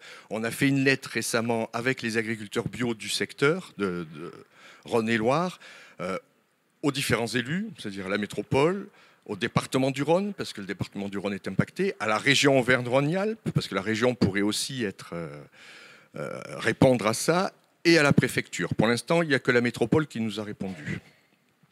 Et on la remercie. Les autres, c'est rien du tout. Et on leur demandait notamment, parce qu'il a été, contrairement à ce que vous disiez, Émilie, la préfecture a publié des études sur les légumes, et on le sait certainement que les légumes qui sont arrosés avec l'eau qui est captée par le SMAR du côté de Miry, certains légumes feuilles dont les mâches dépassent les taux et du coup... Dans l'Ouest, mais pas dans l'Est. Dans l'Ouest. C'est qu'on n'a pas d'analyse dans l'Est. Mais parce qu'il n'y a pas eu d'analyse faite dans l'Est. Mais à mon avis, si les analyses sont faites dans l'Est, comme c'est l'eau qui vient du Rhône, c'est la même, on aura aussi des... Pas forcément. Bon, vous nous expliquerez. En tout cas, la mâche de Rontalon, de Chaussan, d'Orliena et de ces trucs-là, elle dépasse les taux. Et du coup, nous, défenseurs des agriculteurs, on a demandé à la préfecture que s'il y avait des méventes ou des interdictions de vente, des trucs comme ça, eh bien que Arkema puisse prendre en charge pécuniairement ces méventes-là et comment on peut aller plus loin dans ce sens-là, quoi. Comment vous pourriez nous aider en tout cas à avancer là-dessus ? Merci. Alors, le premier point, c'est où en est le référé. Donc, il y a 2 référés qui ont été déposés. Donc, un contre Arkema et un contre Elkem Silicone. Et en fait, il est en cours d'instruction. Pourquoi ? Logiquement, c'est quelque chose qui devrait être rapide. Mais déjà... le référé pénal environnemental, donc comme je vous le disais tout à l'heure, l'idée c'est de pouvoir saisir rapidement le procureur qui ensuite saisit le juge des libertés de la détention pour ordonner toute mesure utile pour faire cesser les atteintes à l'environnement. Donc c'est un outil hyper puissant en théorie, mais en fait il a été très peu utilisé jusqu'à présent Et dans les cas où il a été utilisé jusqu'à présent, c'était on a une pollution de l'eau, par exemple, peu importe, on a une pollution de l'eau, on va voir l'entreprise, on lui demande de cesser sous astreinte de 1 000 € par jour de retard. Et en fait, c'est très simple, parce que c'est une pollution accidentelle, on lui demande de cesser, elle arrête, et voilà, c'est fini. Et en fait, là, nous, ce qu'on a fait, c'est d'étudier 5 années de rapports. Donc, en gros, on avait 200 pages d'analyse sur chaque entreprise et de voir toutes les non-conformités qui ont été visées et sur toutes ces non-conformités, d'étudier ensuite les mesures qui pourraient être utiles pour faire cesser ces non-conformités qui sont parfois très récurrentes et graves. Par exemple, pour Elkem Silicone, on a des mesures de prévention de base qui sont de mettre des bassins de rétention sur les produits dangereux et les déchets dangereux, et ce n'est pas fait. Alors que c'est une entreprise Seveso Seuil Haut. Et en fait, ça a été constaté plusieurs fois par la DREAL qui dit c'est récurrent, c'est grave, c'est récurrent, c'est grave, et qui ne prend aucune sanction. Donc là, il y a une démarche de faire ce référé. Et depuis ce référé, il y a quand même eu beaucoup de choses qui se sont passées. Parce que, même si c'est en cours d'instruction, parce qu'en gros, on l'a déposé le 31 mai 2022, et on a eu une réponse de la procureure avec un avis de la DREAL en octobre 2022. Donc voilà, après on a analysé, on a eu une réunion en janvier 2023 avec la DREAL, et là on va redéposer un nouveau référé qui va actualiser au vu de tout ce qui s'est passé depuis mai 2022. Mais il ne s'est pas rien passé, et c'est déjà un succès en soi, parce que déjà on a l'arrêté préfectoral d'interdiction des perfluorés, ce qui est historique, ce qui est la première mesure de ce style en France. Et pour Elkem Silicone, il y a même des sanctions qui ont été prises, ce qui n'avait pas été le cas jusqu'à présent. Donc il y a eu 3 arrêtés préfectoraux qui ont été pris contre Elkem et 3 contre Arkema. Donc il y a eu des choses qui se sont passées, mais pour l'instant, on va dire qu'on n'a pas eu de transfert au juge pénal pour ordonner des mesures utiles, mais du coup, on va redéposer des référés, parce qu'en fait, pourquoi la démarche de la procureure, c'était de dire, en gros, nous, on s'est basé sur tous les documents qui étaient disponibles, mais les documents qui étaient disponibles, c'était les rapports des inspecteurs de l'environnement, et en fait, après, les entreprises ont répondu, mais nous, on n'avait pas accès aux réponses des entreprises. Donc, on ne savait pas si c'était encore des illégalités ou si ça avait été réglé. Donc, maintenant, on a pu actualiser. On a vu qu'il y a des nouvelles non-conformités qui ont été constatées chez Elkem Silicone parce qu'il y a une super inspectrice. Par contre, Arkema, il n'y a pas d'inspecteur. Bon, du coup, il n'y a pas de problème. Alors ça, c'est vrai que ça résout pas mal de choses. Attendez. On va prendre. Encore une fois, pour l'enregistrement, c'est plus simple. Parler dans le micro. Là, Louise vient de nous dire des choses qui sont vraiment capitales et intéressantes et importantes. C'est-à-dire que les 2 entreprises en question viennent d'être, d'une certaine manière, condamnées, entre guillemets, je mets des guillemets, parce que c'est pas passé au pénal, il n'y a pas de condamnation, mais il y a des arrêtés qui ont été pris contre leurs activités. Est-ce que ça pourrait pas être utilisé par les médias et rendu public, parce que personne ne le savait. Je ne sais pas qui d'entre vous c'est que vous ne regardez pas France 3 Rhône-Alpes. Ah attendez. Mais si. Ah si, parce que Louise est venue en plateau. Louise est venue en plateau sur France 3 Rhône-Alpes. Non mais sans rigoler, l'arrêté, celui d'interdiction de pollution des perfluorés, on en a quand même abondamment parlé. Elkem, c'est vrai qu'on suit moins parce que moi je peux pas faire tous les sujets à la fois, donc je m'intéresse aux perfluorés. Si. Il n'y a pas une fenêtre pour le national, ça prendrait un peu plus d'ampleur. Moi, avec plaisir, mais appelez-les.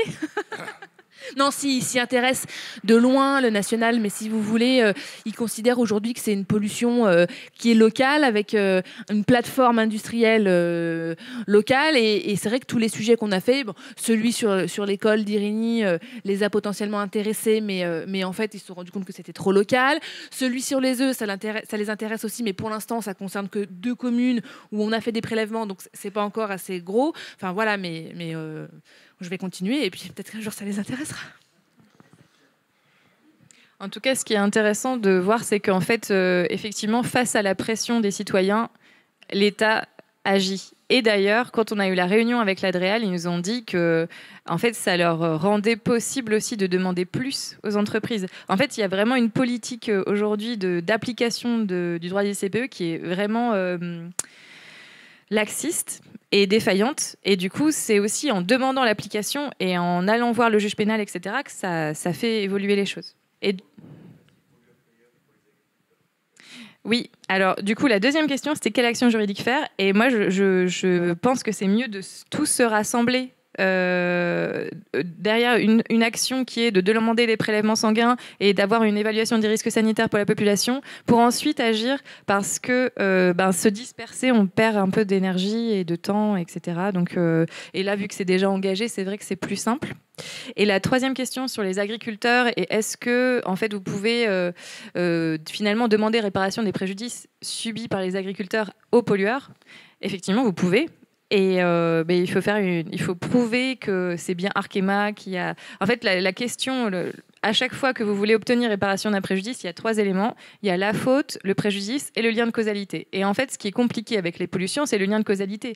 Est-ce que vous allez réussir à caractériser le lien entre Arkema et ses pollutions et ce que vous retrouvez dans les mâches qui sont à une teneur supérieure au taux par l'EFSA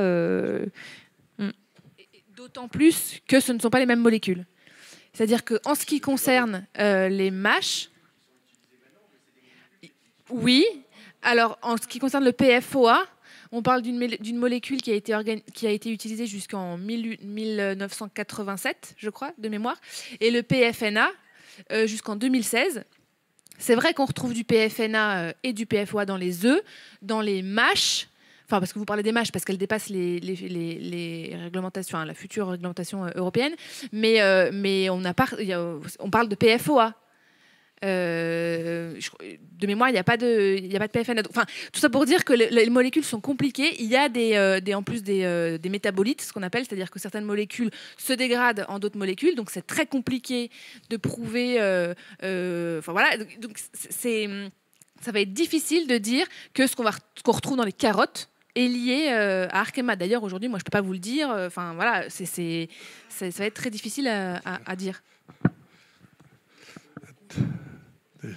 Ça dépend. Mais par exemple, pour les œufs, je crois que c'est entre 300 et 500 euros. Et pour le sang, je ne sais pas. J'essaye de ne pas vous oublier, vous me rappelez. Bon, il y a encore des questions plein. Oui, vous parlez de la préfecture. Vous évoquiez la préfecture comme émanation de l'État, l'ARS qui interdit des œufs, qui est aussi une autre émanation de l'État. Et j'aurais aimé que vous développiez un petit peu comment l'ARS précisément se mobilise sur ces questions-là. Demain, elle nous interdit la mâche, après-demain, les carottes, c'est ça? Enfin, excusez-moi, mais voilà, si vous pouviez clarifier. Merci. Honnêtement, enfin, moi, donc dans la réponse qu'on a eue, de la DREAL, il y avait un petit paragraphe de l'ARS où c'était encadré, c'était marqué écrit sous la responsabilité de l'ARS. Donc on voyait bien que la préfecture voulait pas du tout être confondue avec l'ARS. Et l'ARS disait oh les prélèvements sanguins, franchement, bof. Voilà, en résumé. Donc franchement, l'ARS, une des problématiques aujourd'hui, c'est que c'est la formation en santé environnementale. C'est qu'en fait, les problématiques de l'impact de l'environnement sur la santé, l'impact des pollutions sur la santé, etc., sont mal comprises et sont pas forcément bien intégrées, même dans les instances de santé. Donc ça, c'est une problématique qui est retrouvée sur de nombreuses pollutions. Enfin, moi, je m'occupe d'un autre dossier dans les environs de Lyon de pollution au trichloroéthylène et on a des réunions avec l'ARS et honnêtement, la dernière fois, toute la population... En fait, là, ils ont étendu leur périmètre d'investigation de la pollution et il y avait des nouvelles personnes qui n'avaient pas encore rencontré l'ARS qui étaient là, mais en fait qu'est-ce qu'on risque? Et l'ARS était là, et ils n'ont rien répondu et en fait tout le monde était super en colère parce que effectivement c'est légitime d'avoir des informations notamment par ce qui s'appelle l'agence régionale de santé et en fait ils n'étaient pas en mesure de donner ces réponses-là. L'ARS de leur réponse n'a pas compétence à réaliser ces analyses sanguines selon ces... Enfin, je veux dire, je vous dis ce qu'ils m'ont dit puisque j'ai eu l'occasion de les interviewer. En fait, c'est pas l'ARS qui réalise des études d'imprégnation de la population, c'est un autre organisme qui s'appelle Santé publique France, qui a d'ailleurs fait une analyse, l'étude Esteban, en 2019. Donc, il y a déjà eu une étude de l'imprégnation de la population française au perfluoré. J'ai plus les chiffres en tête, mais on a des moyennes, je crois que c'est 2 microgrammes, enfin je voudrais pas vous dire de bêtises, donc on a des chiffres pour comparer, si vous voulez. Maintenant, je sais que l'ARS et plusieurs élus ont écrit à Santé publique France pour demander une étude épidémiologique. Il ne faut pas confondre les deux. L'étude épidémiologique, c'est d'essayer de lier en fait une imprégnation dans le sang à telle maladie. Et ça prend énormément de temps. Aux États-Unis, ils en ont fait une après le scandale PFOA. Ça leur a pris 10 ans. Donc, ça ne veut pas dire qu'il ne faut pas la faire, hein, mais qu'on soit bien d'accord. Mais je veux dire, voilà, ça, c'est ce que peut faire Santé publique France. Quant aux analyses sanguines, je veux dire, des prélèvements de sang pour savoir si oui ou non, une bonne fois pour toutes, les gens ont ces perfluorés ou pas dans le sang aux alentours de Pierre-Bénite, ça, l'ARS, manifestement, dit ne pas être compétente pour faire ça. Je ne peux pas vous dire pourquoi, mais en tout cas, c'est leur réponse. Un complément ? Oui, peut-être par rapport à ça. Plusieurs choses, effectivement. Alors tout à l'heure, j'ai entendu qu'il fallait faire des actions devant la DREAL. Je ne pense pas que ce soit une bonne idée. Il faut faire des actions devant la préfecture pour qu'ils donnent des moyens financiers à la DREAL. Ça a été interdit par la préfecture, oui. La dernière. Non, oui, mais le problème, c'est qu'actuellement, que ce soit l'ADREAL ou que ce soit la DDPP, la Direction départementale de protection des populations, n'ont pas de moyens financiers. Cette semaine là qui arrive, une nouvelle étude sur les œufs va être réalisée, uniquement en rive droite, sauf un site, celui de Fézin, c'est Mes Poules qui vont fournir les œufs. Ce sera le seul site sur la rive gauche, ce qui est juste scandaleux. Et quand j'ai demandé pourquoi, c'est pour des raisons financières. Et il faut bien voir que cette analyse d'œufs est financée par les communes et pas par l'État. Donc on n'en est même pas encore à faire payer l'industriel. Même l'État ne paye pas. Donc c'est quand même assez grave. Par rapport aux études d'imprégnation, vous avez complètement raison. C'est effectivement, normalement, ça devrait être à l'État de le faire et à se faire rembourser par le pollueur. Ça ne se fait pas, ça n'avance pas. Je serai en capacité de vous annoncer des choses, mais seulement au mois de mars, hein, puisque la métropole donc, va faire passer une délibération courant mars pour se saisir de ce sujet, sur des études environnementales, sur des études effectivement sanguines, mais qui ne pourront pas débuter avant 2024, puisqu'il faut faire les choses dans l'ordre. Il faut d'abord les études environnementales, et parallèlement, parce que c'est un problème de santé, ce n'est pas uniquement un problème d'Arkema qui s'enrichit, et ça l'est, hein, mais ce n'est pas uniquement ça, c'est quand même un problème de santé. On va travailler avec le CLARA, justement, pour connaître un petit peu le CLARA. Donc c'est un institut scientifique qui dépend de Léon Bérard, pour savoir quelles sont les conséquences de ces perfluorés sur la santé, notamment sur les cancers. Et juste après, pour finir, je vais être bref cette fois-là, effectivement, le rôle du politique est important, et il y a une initiative en ce moment qui est portée par 5 pays du nord de l'Europe, le Danemark, la Suède, la Norvège, l'Allemagne et les Pays-Bas, pour faire interdire 10 000 perfluorés. On est à 10 000, on n'est pas aux 20 qui vont être interdits en France, parce que ce sont les 20 de la Commission européenne, c'est 10 000, et il existe à peu près 14 000 perfluorés. Donc on est sur des sujets qui sont particulièrement complexes.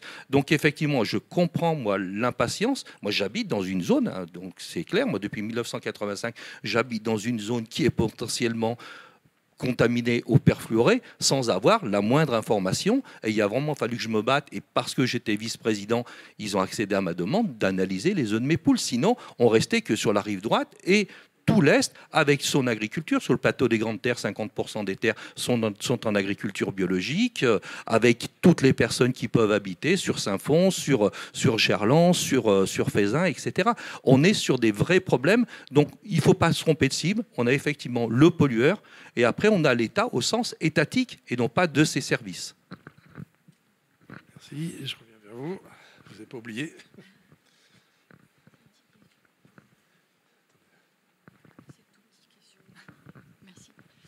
Une petite question d'ordre juridique par rapport à ce qu'on expliquait sur le principe du pollueur-payeur et de la difficulté à prouver qu'effectivement les contaminations viennent bien de l'Arkema, etc.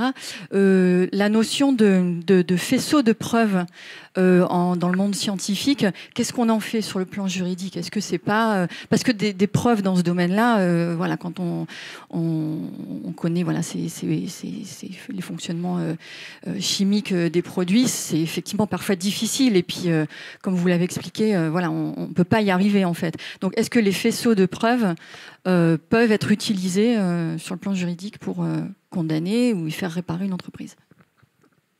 Je vais commencer à répondre et peut-être que Louis complétera.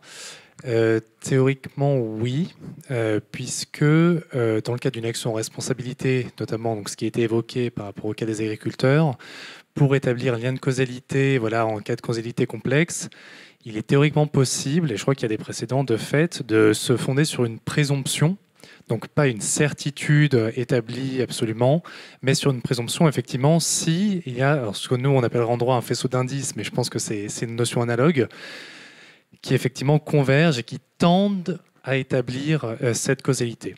Louise ? Oui. Bah oui, je suis d'accord.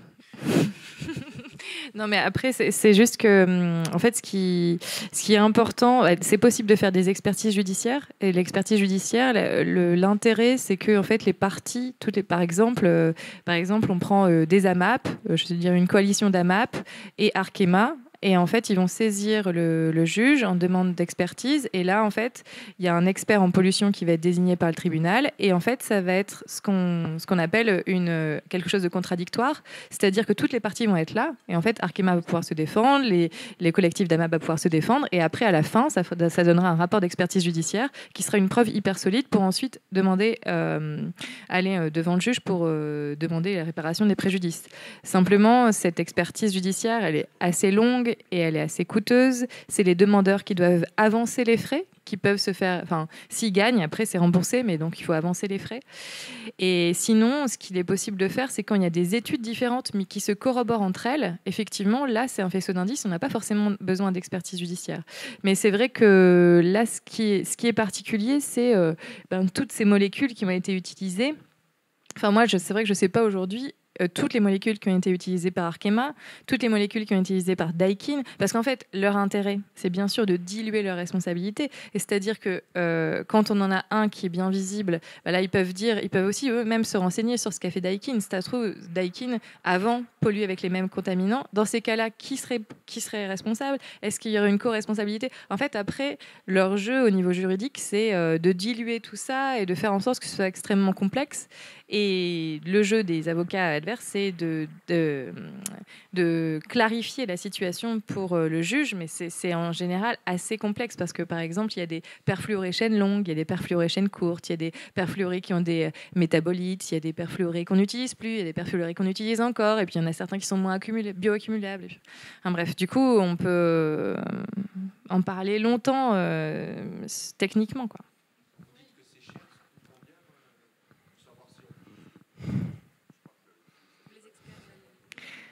Une expertise judiciaire pour une pollution de cette ampleur, c'est autour de 20 000 euros. Ok.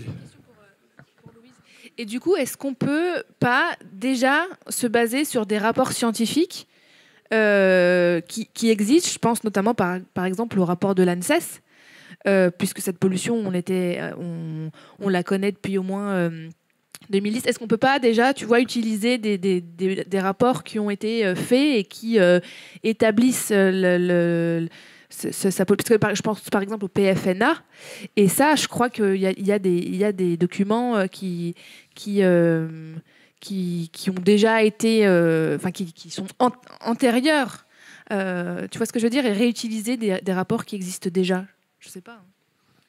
Effectivement, ça peut venir donner un contexte, mais en fait, il faut que tu prouves que ton préjudice, il est personnel. Et en fait, tu peux pas utiliser une étude nationale pour dire je suis pollué, donc payez-moi mes patates, quoi. Ça marche pas. Tiens, ce serait trop simple. Ok, merci. La nuit tombe, malheureusement, donc on a vu que le sujet était plus que chaud. Et donc, merci, je vais laisser la parole. Merci beaucoup pour votre attention. Et justement, ce sujet, à chaque fois qu'il y a des réunions publiques, etc., soulève beaucoup de questions. Du coup, je pense que ça va être certainement un peu sur le long terme, mais en tout cas, il ne faut vraiment pas hésiter de revenir à chaque fois sur ce sujet pour continuer la discussion ensemble. C'est important qu'on soit tous mobilisés. Nous, on vous engage à suivre notre référé. Je vais mettre notre adresse mail, c'est lyon@notreaffaireatous.org. Si vous vous êtes intéressé ou si vous vous sentez victime, vous pouvez rejoindre notre référé. Enfin, on est en train d'analyser en tout cas cette possibilité avec notre avocate Louise, parce que plus c'est massif et plus on va pouvoir faire pression sur, notamment pour être écouté par la justice. Et on vous propose aussi de poursuivre la discussion pour la création d'un institut éco-citoyen le 17 mars prochain à 19h à Pierre-Bénite. Donc on va communiquer sur nos réseaux sociaux et sur notre, par mail pour justement que ce scandale des perfluorés ne se répète pas, réfléchir à créer ensemble un lieu dédié aux pollutions, à l'information et voilà, pour éviter qu'on soit à nouveau surpris comme c'est le cas avec ces perfluorés. Donc voilà, merci beaucoup pour votre attention et à bientôt. Un grand merci. Grand merci à tous nos intervenants et intervenantes. Voilà, donc je vous rappelle que la conférence a été enregistrée et que vous pourrez la réécouter religieusement pour voir si vous avez tout compris. Et donc vous pouvez aussi, donc normalement, aussi, au minimum une quinzaine de jours sur le site de Prime Vert. Et bonne fin de salon. Profitez-en, c'est jusqu'à 19h. Donc dépêchez-vous de faire vos derniers achats. Merci à tous.